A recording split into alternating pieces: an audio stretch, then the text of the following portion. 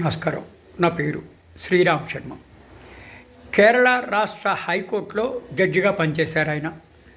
ప్రస్తుతం ఆ Kerala high court judge retire అయ్యాక నేషనల్ గ్రీన్ ట్రిబ్యునల్లో మెంబర్గా పనిచేస్తున్నారు. ఎందుకు అతని ప్రస్తావన వచ్చిందంటారా? అతనికి 80 లక్షల రూపాయలు సైబర్ క్రైమ్ వాళ్ళు కొట్టేశారు ఆయన బ్యాంక్ అకౌంట్ నుంచి. సదర్ జడ్జి గారు పోలీస్ కంప్లైంట్ ఇచ్చారు. ఆ జడ్జి గారి పేరు జస్టిస్ నంబియార్.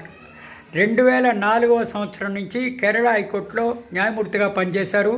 తర్వాత నేషనల్ గ్రీన్ ట్రిబ్యునల్లో అక్టోబర్ 9, 2023 నుంచి జనవరి 2018 వరకు పనిచేశారు.